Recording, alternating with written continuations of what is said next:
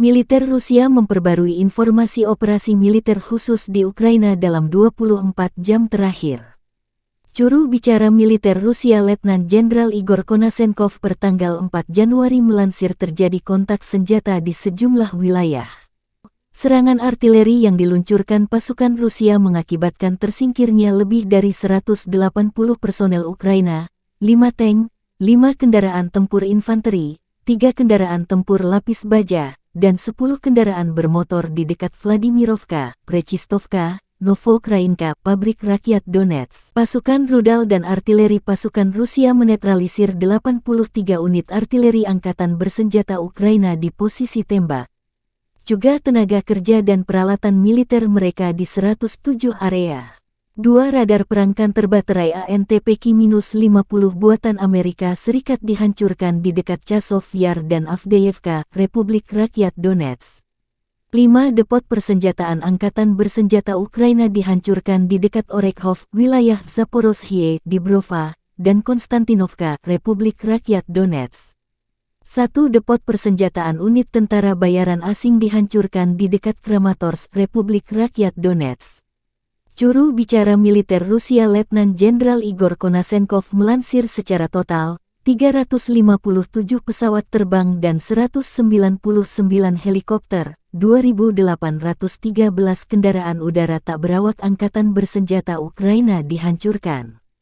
Termasuk 399 sistem rudal pertahanan udara, 7.408 tank dan kendaraan tempur lapis baja lainnya, 968 kendaraan tempur yang dilengkapi dengan MRLS. Juga 3.772 meriam dan mortir artileri lapangan, serta 7.920 unit khusus peralatan militer dihancurkan selama operasi militer khusus. Dari kubu Kiev, Kementerian Pertahanan Ukraina melansir 720 prajurit Rusia dinetralkan dalam 24 jam terakhir. Termasuk 2 tank, 6 kendaraan lapis baja dan 6 sistem artileri. Secara total, juru bicara Staf Umum Angkatan Bersenjata Ukraina Oleksandr Stupun, merilis militer Rusia kehilangan total 108.910 prajurit sejak awal invasi. Termasuk 283 jet tempur dan 270 helikopter. Konflik Rusia-Ukraina memasuki hari 315, belum ada tanda-tanda perdamaian. Presiden Ukraina Volodymyr Zelensky menolak negosiasi dengan Rusia jika tidak menyerahkan kembali 4 wilayah, Zaporizhia, Kherson, Donetsk dan Luhansk. Західного зразка. А це дуже важливо, щоб відновити безпеку для всіх українців і спокій для всіх європейців. Саме перед новим Рамштайном такий сигнал надзвичайно актуальний.